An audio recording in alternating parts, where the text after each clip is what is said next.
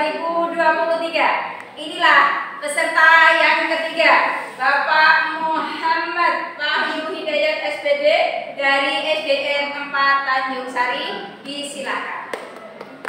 Ya.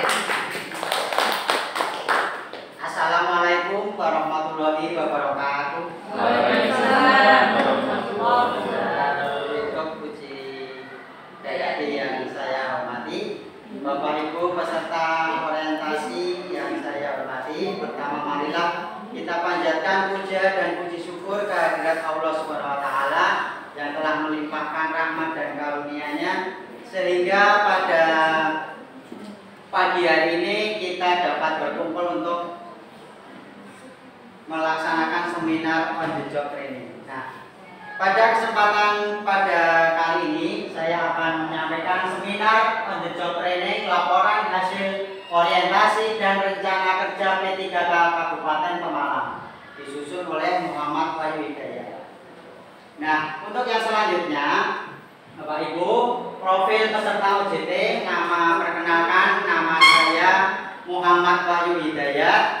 Tanggal lahirnya Klaten 4 September 1985, unit kerjanya di SDN 04 Tanjung Sari dengan alamat di Jalan Lumba-Lumba BTN Sugiwaras Pemalang. Nah, untuk yang selanjutnya, pada kesempatan kali ini saya akan menyampaikan rencana kerja tahun pelajaran 2023. Nah, yang pertama adalah tujuan instansi unit kerja mandiri. Yang kedua, rencana hasil kerja pimpinan atau kepala sekolah. Yang ketiga, rencana kerja peserta OJT tahun pelajaran 2023. Nah, untuk yang selanjutnya Bapak Ibu, yang pertama adalah tujuan instansi atau unit kerja mandiri. Tujuan yang pertama adalah tujuan strategis.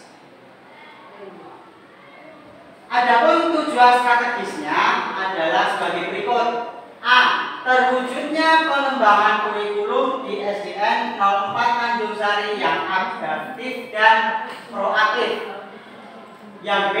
Terwujudnya proses pembelajaran yang efektif dan efisien. Yang ketiga, terwujudnya lulusan yang cerdas dan kompetitif. Yang keempat, terwujudnya SDM pendidikan yang berkarakter. Yang kelima, terwujudnya prasarana dan sarana pendidikan yang relevan dan mutakhir. Yang keenam, terwujudnya manajemen sekolah yang tangguh. Nah, untuk tujuan yang kedua adalah tujuan teknis. Tujuan teknisnya antara lain A.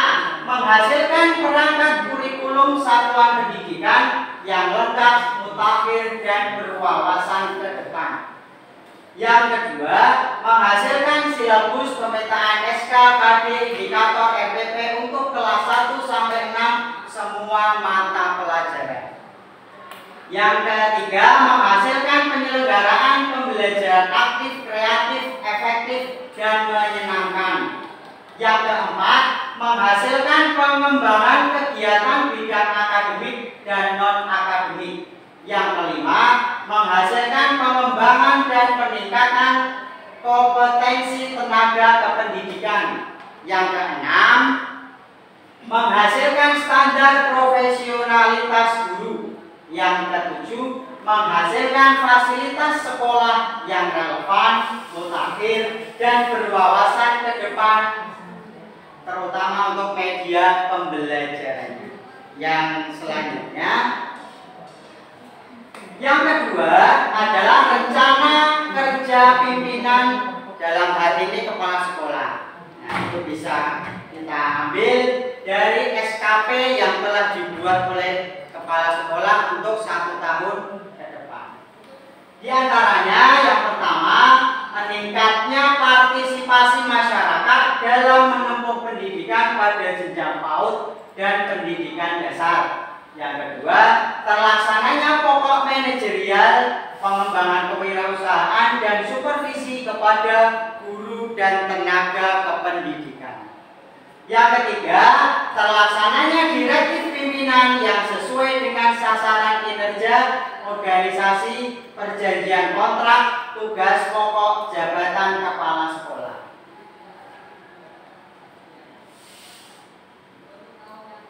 Nah, untuk yang ketiga, Bapak Ibu sekalian, rencana kerja peserta orientasi tahun pelajaran 2022-2023. Nah, untuk tahun yang pertama ini, Bapak Ibu, rencana kerja yang akan saya susun yaitu meningkatkan motivasi prestasi siswa dalam pembelajaran matematika pada materi volume kubus dengan menggunakan peraga kubus Kawai. Nah, tahapan yang akan dilaksanakan diantaranya berkonsultasi dengan mentor. Yang kedua, menerima saran dan masukan dari mentor. Yang ketiga, melaksanakan program. Nah, setelah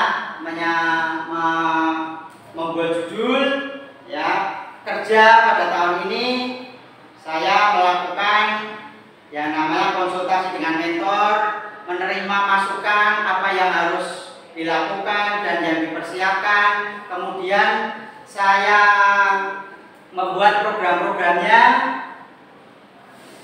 Nah, pada kesempatan ini pembelajaran yang akan saya titik beratkan adalah tentang volume kubus.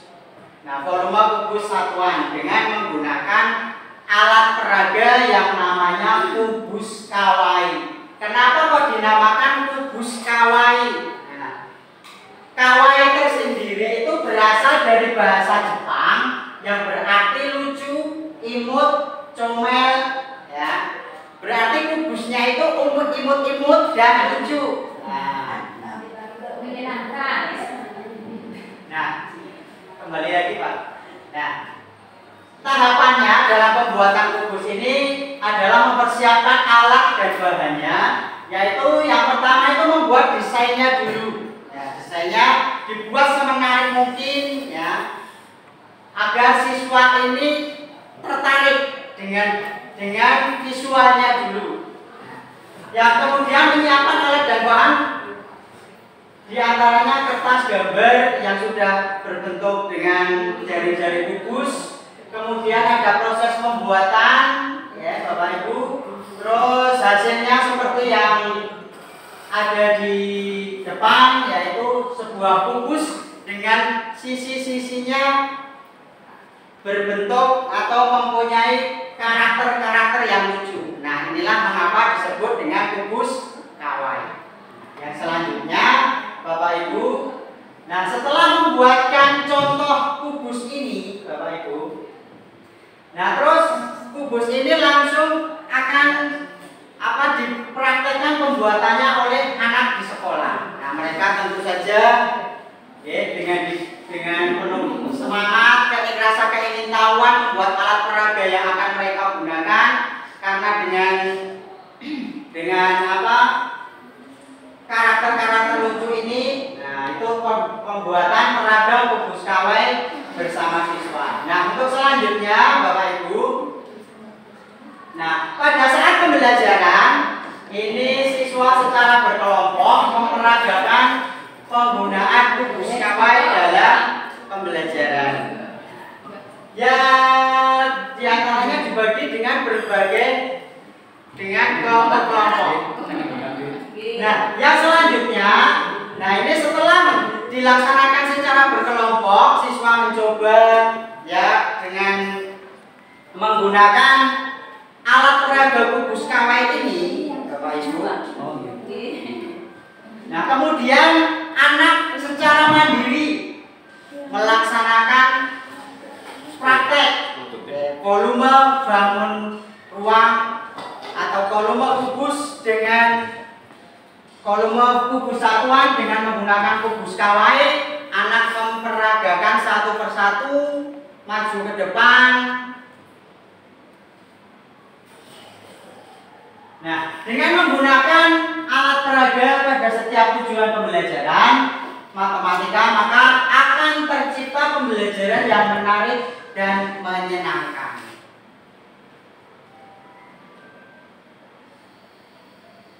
Demikian presentasi yang dapat saya sampaikan. Apabila ada masukan dan pertanyaan dari peserta, saya persilakan. Oke.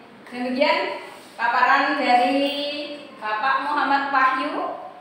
Silakan, ada yang mau memberikan tanggapan atau pertanyaan? Monggo. Silakan. Langsung ditanggapi deh, Pak Wahyu. Pak Wahyu, dari paparan yang sudah Pak Wahyu tadi sampaikan, saya ingin bertanya, seberapa efektif sih alat peraga tadi terhadap tujuan pembelajaran siswa? Ya, terima kasih. Bagus sekali pertanyaannya. Langsung saya jawab. Nah, seberapa efektifkah alat peraga tadi untuk pembelajaran? Nah, kalau menurut saya, pembelajaran ini dengan menggunakan alat peraga berupa kubus kawai tadi yang karakternya lucu-lucu tadi, ada gambar karakter yang lucu dan penuh dengan warna-warni, itu akan meningkatkan motivasi siswa. Nah, rasa penasarannya dalam belajar matematika itu akan tumbuh. Nah, berbeda dengan hanya kita menggunakan gambar di depan dengan menggunakan kapur atau spidol yang sudah dilaksanakan, siswa itu motivasinya kurang, bosen. Terus dilakukanlah inovasi dengan membuat alat peraga 3 dimensi berupa kubus kecil-kecil yang nanti dimasukkan ke dalam kubus yang besar untuk menghitung volume satuan kubus. Dengan tentu saja dengan berbagai warna dan karakter yang menimbulkan minat siswa untuk belajar matematika itu akan lebih lagi dibandingkan dengan hanya menggunakan gambar yang dibuat di papan tulis.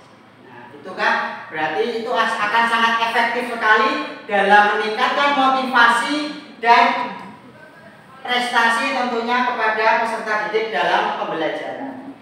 Demikian jawaban dari pertanyaannya. Barangkali ada yang lain? Monggo. Tidak ada?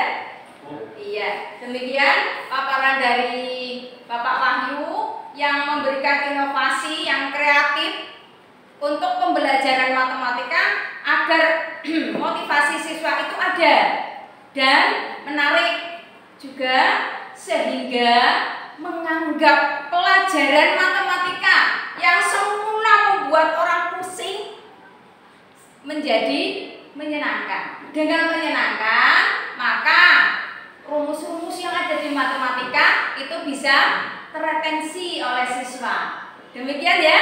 Kita beri aplaus. Silakan. Demikian Bapak Ibu presentasi on the job training dari saya. Barangkali